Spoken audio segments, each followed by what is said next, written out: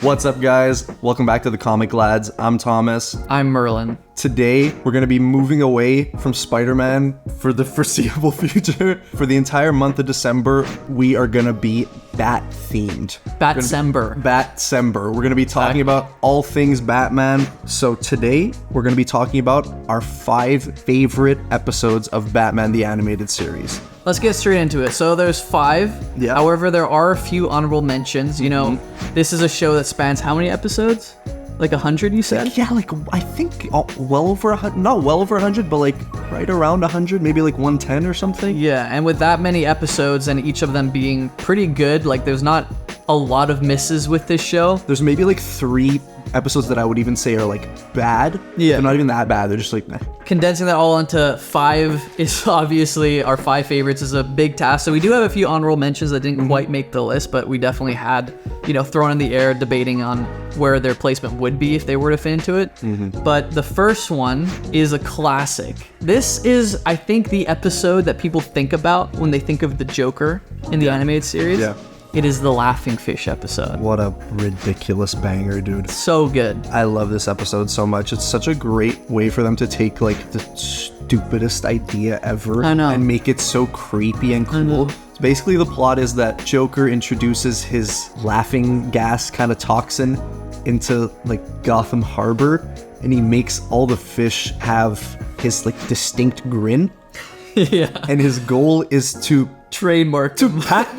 patent all the fish that have his face so that he can make money on every single fish purchase. I know. So And absurd. I love the scene where he hijacks like the TV broadcasting to try to get that message out there, and he's like holding this guy hostage, like, Oh my God. you know, threatening, basically being like, you gotta broadcast this shit. And he's like, we can do this, but like you're not gonna get any money You for can't it. make any money because, and he says fish is a natural resource, and it's like what was this plan? All right, so the next honorable mention, this was so close to being on the list, Robin's Reckoning. Yeah. This episode is so emotional.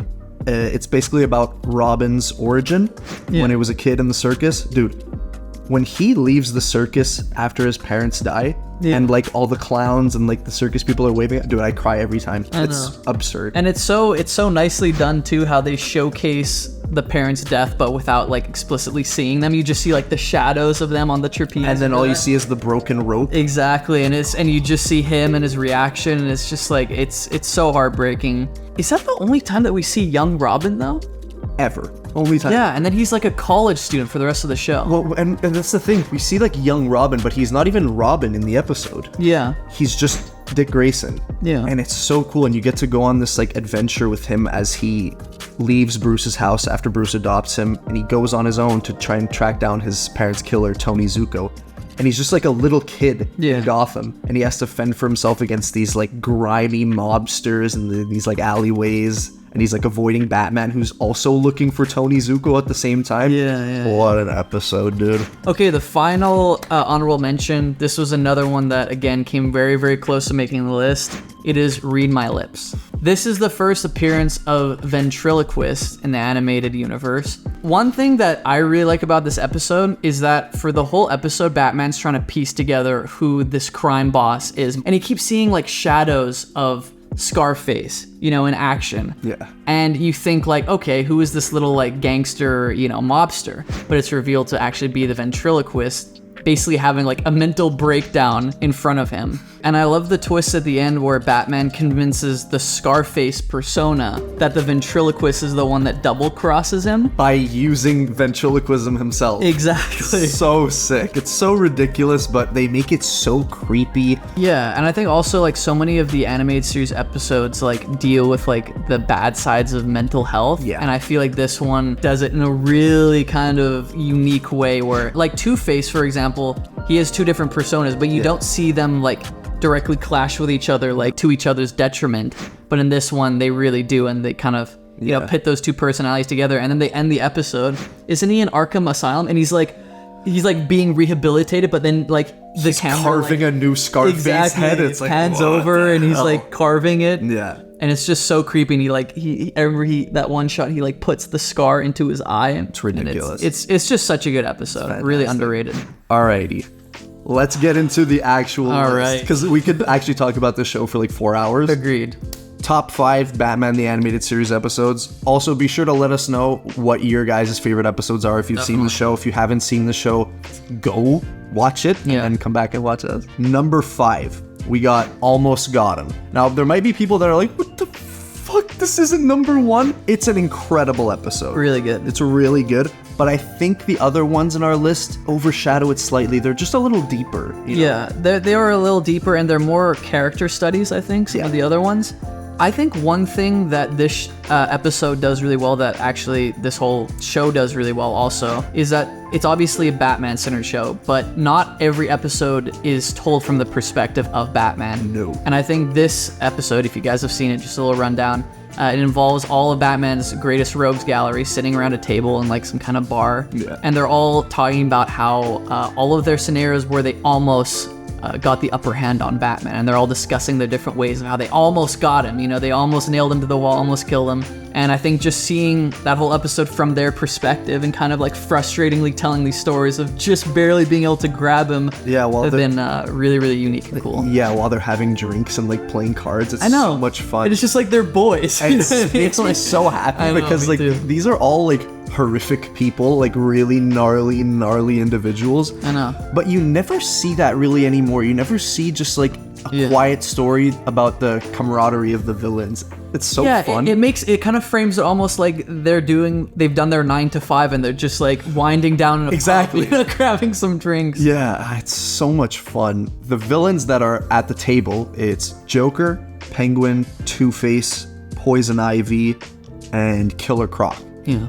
And they all have stories about how they killed Batman, and each of these stories gets like a little vignette portion of the episode. The only one you don't get a story for is Killer Croc. When they get to Killer Croc, they're like, okay, what about you, Croc? Like, what's your like almost got him Batman story? And he's like, he just says like a couple lines, and he goes, Batman was getting closer, and then they're like, and then what? And he's like, I threw a rock at him.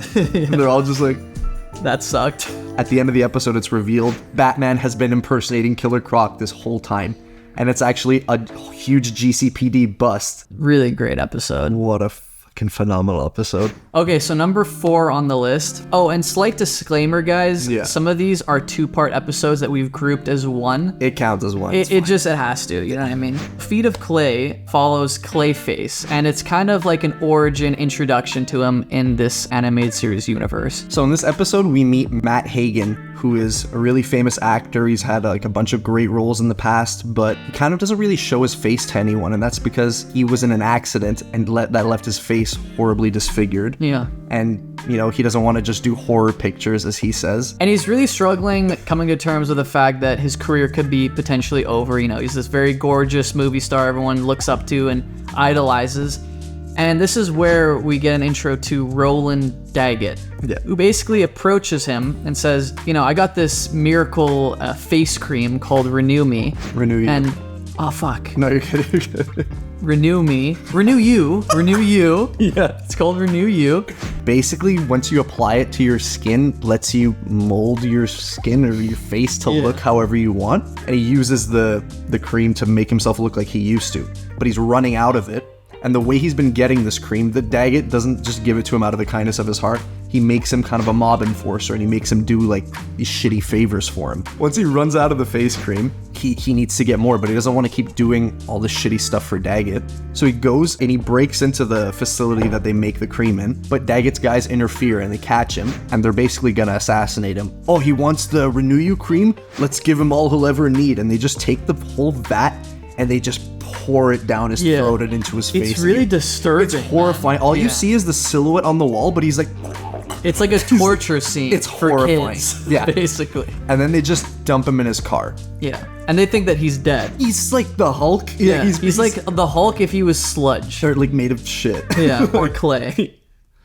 Yeah, so they discover that the clay, or the Renew You, has basically soaked every one of his cells and gave him the ability to shapeshift, but he also looks like a really disgusting poop monster. Yeah, and it's really hard for him to like retain a shape. Like he can only do it for a few minutes at a time. Yeah, he describes it as like tensing a muscle. And then this kind of leads to him spiraling in a way, because he's like, well, I still want to act. I can still transform myself.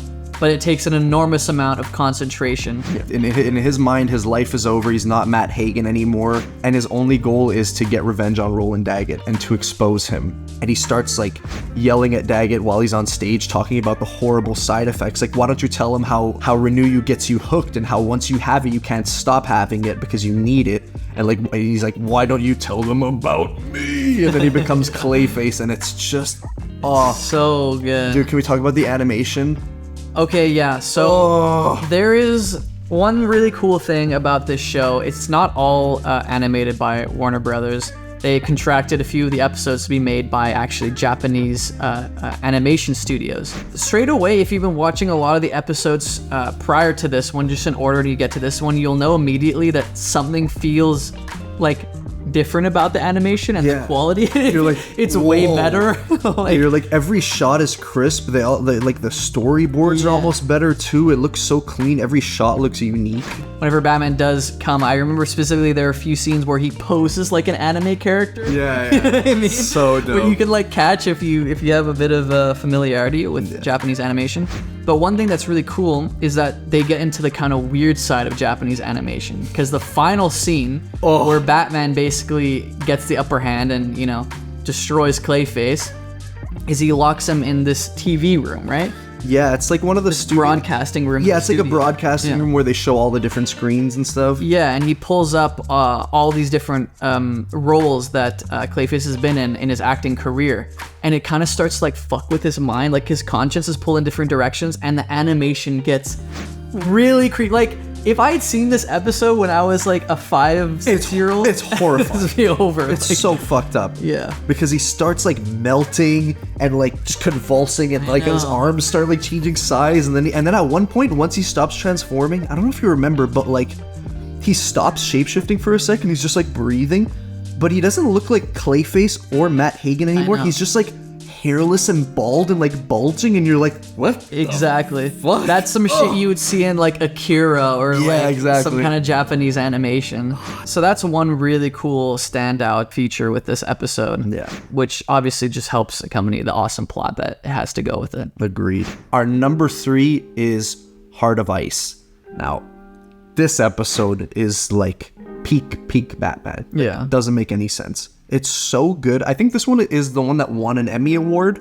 Yeah, it did. And this is the episode where you guys probably know this is a very well-known fact, but it is the one that kind of reimagined Mr. Freeze's origin story and his motivation. I think prior to this, he was just like a villain with like a cold gun, basically. He was either a bank robber or like a German bank robber, like in the 60s. Yeah.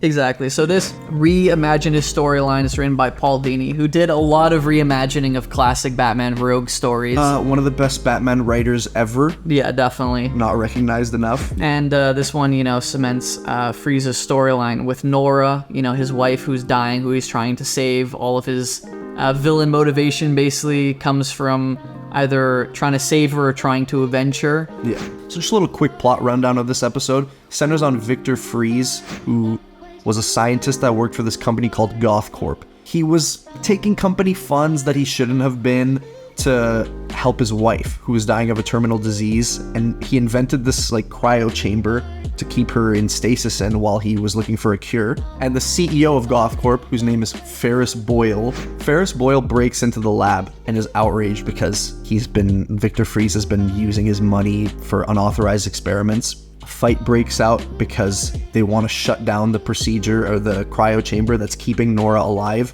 Yeah. And Victor doesn't want his wife to die. Ferris Boyle kicks Freeze into like this wall of chemicals, then they all explode, killing his wife and making it so that Freeze can no longer live outside of a sub-zero temperature. Freeze's whole plot for the episode is that he wants revenge on Ferris Boyle, and you're like, yeah, I want you to get revenge on him too. This guy is such a loser. But after Batman defeats Freeze, Batman's seen the videotapes of what happened to him and what Ferris Boyle did to him. And Ferris Boyle is just like pleading to him for help. And Batman's just like, eat shit, dude. I'm not helping. Yeah. You ruined these people's lives. Whenever I think of Heart of Ice, I just get this crystal clear image, which is like how they end the episode, where obviously Freeze is taken to jail and he's sitting in his cell and he just has the snow globe. Nora is the little dancer inside of it and he's just talking to it, and it's just like your heart shatters when you see that. It's heartbreaking. It's the first time in the show that I'm like completely on the side of the villain. This is one of the few standout episodes where it deals with actual love and actual loss. A lot of these really good villain episodes kind of follow that same archetype, same story structure where like it's a dude who's down on his luck and is like completely fucked over by like a CEO or a mobster or like someone in power. I think the next couple episodes, might have some more of those themes in it. Yeah. Okay, number 2, guys. Banger. Number 2 and number 1. Number 2 is my personal favorite. Yeah, these are kind of like each of our number ones. Exactly. Number 1 is his, but number 2, guys, Joker's Favor. Ugh. This episode, I know that together we've watched it like at least 3 times. I've seen this episode like 600 times. Yeah, it's really, really good. When I introduced like my girlfriend to the show, I think this is the episode that we started with. This is another episode, much like Almost Got Him, where a lot of the plot centers around a character outside of actually Batman and Alfred. It follows Charlie Collins, who's just a regular Gotham citizen, on his way home from work one day. And this is a really cool thing because we never really see stories from the perspective of just Gotham people. It's always, the elites and Batman or the villains. Exactly. So this episode really is bottom ground level of Gotham. And he's just on his way home. People keep cutting in front of him in traffic. He's had like a really terrible day. He's a working class citizen, you know what I mean? He's like balding, all that shit. He's balding. Well, I don't know, you know what I mean? Like, like he's not having a great time. And someone cuts into him. This is kind of like the straw that broke the camel's back. And he winds out his window and he's like yelling at him. He's like, hey, cursing him. You see who's inside the window of who cut him in line, and it's Joker. And immediately, I love Charlie's face because immediately he's like, oh fuck, I just cussed out the Joker. Yeah, and he has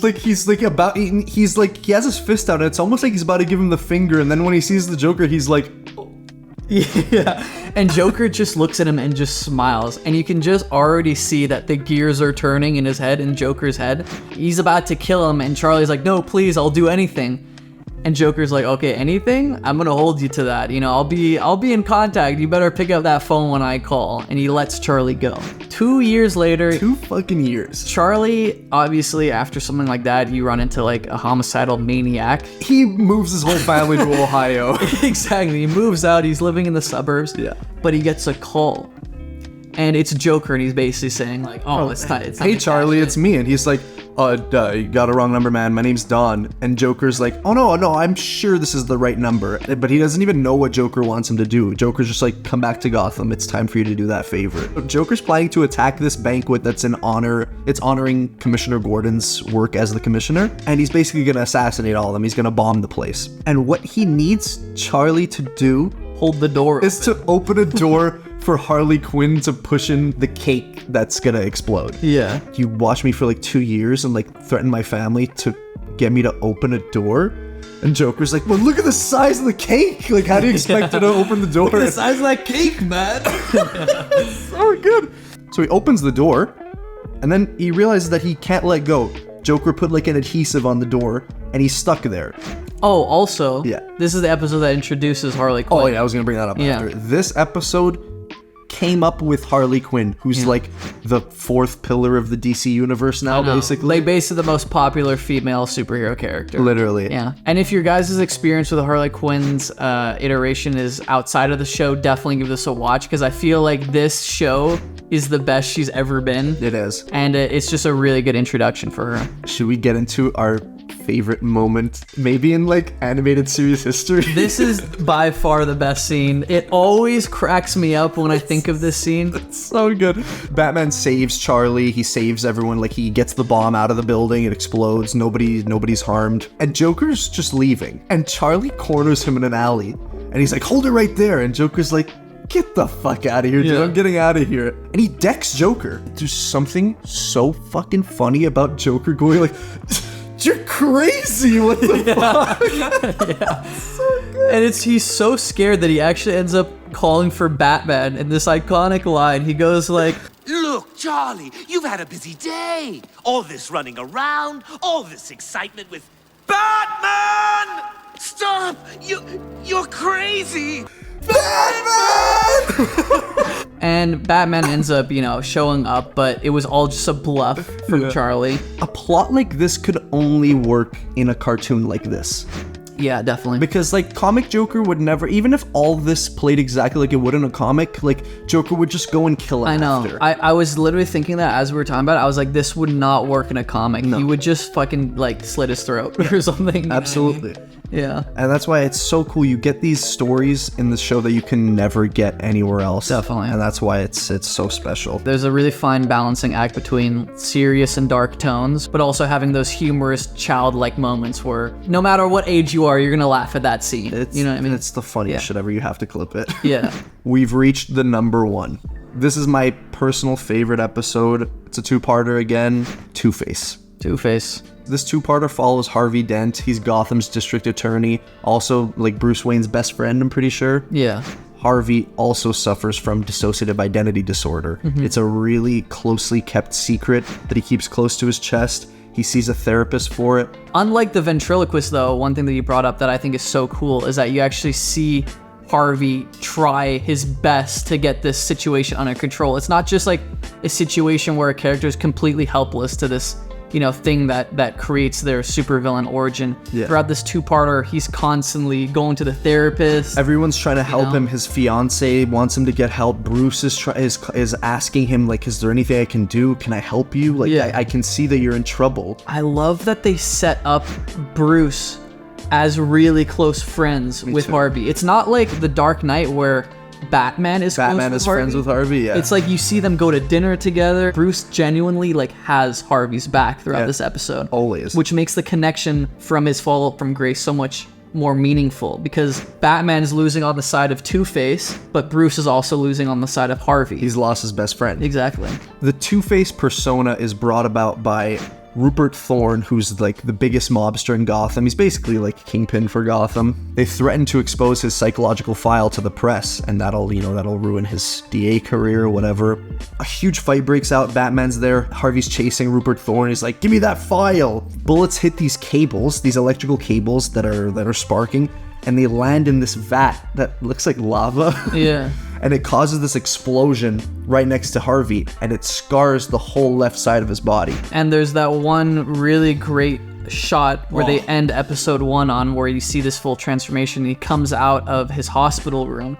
And dude, this shot is so I think this is one of the most memorable shots in all of animated series history. Horrifying. And his girlfriend slash fiance at that point is coming to visit him, and she sees him in the hallway, and she's like, "Harvey?" And he turns, and the lightning strikes, and you just see his disfigured other half of his face. They do it so well. He doesn't look like straight up menacing in that moment. He himself looks like scared shitless as to what this like persona is about to do to him. Like, he knows what's about to come. Yeah, and it's almost, when he looks at Grace, his fiance, he's like, it's almost like he knows that their relationship is over. I know. We don't need to get into the whole part 2, because it's kind of just a big cat and mouse game between Two-Face and Rupert Thorne and Batman. Batman's trying to save Harvey, and it ends on this somber but kind of hopeful note where Grace, Harvey's fiance, is with Harvey, and he's kind of let the big bad Harv persona subside, and he's with Grace because like she's kind of his like safety net. Commissioner Gordon asks Batman, he's like, "Poor Harvey, so filled with anger. Like, do you think there's any hope?" And Batman's like, "Where there's love, there's hope, Commissioner." And then he goes to the fountain and he says, "But a little luck wouldn't hurt." And he flips Harvey's coin into the fountain and he says, "For you, Harvey." And then once it sinks to the bottom, it lands on the good half. And you're like, "Are you kidding me?" And you're like, "This is the best fucking show of all time." It's so good. It's so good. Great episode. This is the best show ever. Yeah, it's so good. Yeah. All right, guys. So that concludes our top 5 list with a few honorable mentions in there. This show is so expansive. It does so many great things, introducing new themes, new characters, new ideas into the Batman mythos. Please let us know what your top 5 are. Again, such a huge catalog to choose from. We just scratched the surface of what our favorites are. There are many others that were tossed in the air when we were trying to decide and condense our list. So please let us know yours. If you want to see more videos like this talking about the animated series universe, we do have a few ideas. Oh yeah. So let us know in the comments below. If you enjoyed the video, drop a like. Please subscribe. Comic Lads, we're almost at 1,000 subscribers. Almost. Come on, guys. So smash the like button, smash the subscribe button, share the Batman December hype, and we'll see you on the next one. Thanks for watching, guys. Peace. I think that came out great. Which what about one? you? The video. Oh.